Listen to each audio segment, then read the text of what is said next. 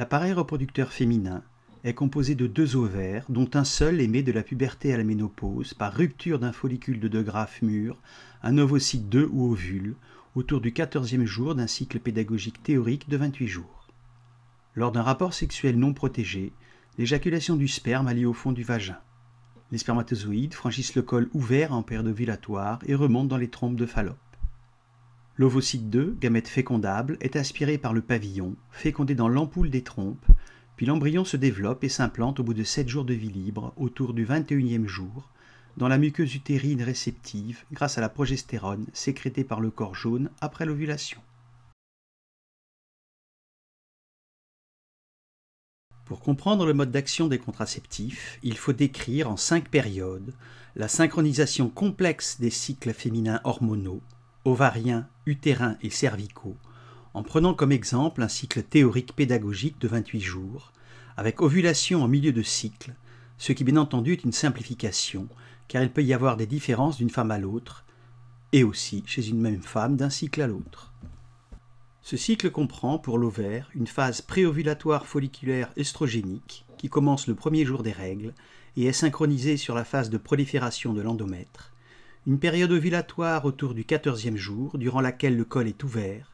et une phase post-ovulatoire lutéale progestéronique jusqu'aux règles suivantes, synchronisée sur la phase sécrétoire de l'endomètre à l'état de dentelle.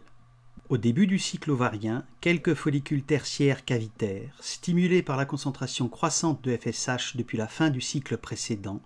poursuivent leur développement, ce qui explique l'augmentation de la concentration d'œstrogène jusqu'au 5e jour. Cependant, un seul follicule, le follicule tertiaire dominant, poursuit sa maturation par autostimulation de ses propres œstrogènes. Les œstrogènes vont exercer du 5e au 10e jour un rétrocontrôle négatif sur le complexe hypothalamo-hypophysaire,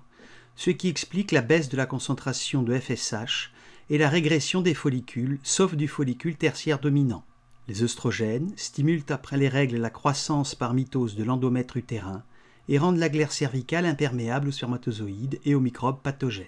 À partir du 10e jour, la concentration d'œstrogènes augmente fortement pour former au 13e jour le pic préovulatoire d'œstrogène la veille de l'ovulation. La concentration des gonadostimulines hypophysaires, et notamment celle de LH, augmente juste après celle des œstrogènes pour être maximale le 14e jour et former le pic de LH qui va déclencher quelques heures après la rupture hémorragique du follicule mûr de De Graaf et l'émission d'un ovocyte 2 fécondable durant environ 24 heures. Le follicule de De Graaf rompu se transforme ensuite en corps jaune. Le pic préovulatoire d'œstrogène est le signe hormonal fondamental de la maturation du follicule de De Graaf.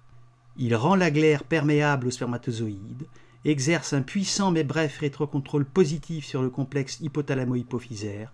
ce qui provoque 24 heures après le pic ovulatoire de LH, et déclenche chez les mammifères femelles le strus, c'est-à-dire les chaleurs. Immédiatement après l'ovulation, la concentration de progestérone, qui est restée faible durant toute la phase folliculaire, et des œstrogènes sécrétés par le corps jaune, augmente et est maximale vers le 21e jour. L'association œstrogène et progestérone transforme la muqueuse en dentelle utérine vascularisée et sécrétrice,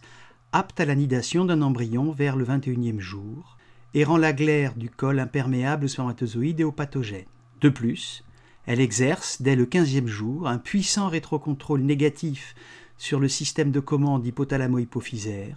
qui explique la baisse régulière de la concentration des gonadostimulines, ce qui bloque le développement des follicules ovariens.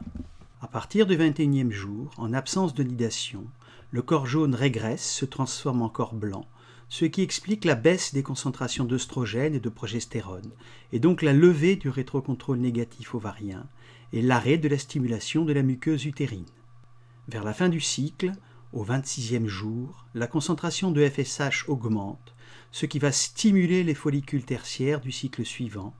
et l'effondrement de la concentration d'œstrogène et de progestérone va provoquer l'apparition des règles avec élimination hémorragique de plus de 80% de la muqueuse utérine.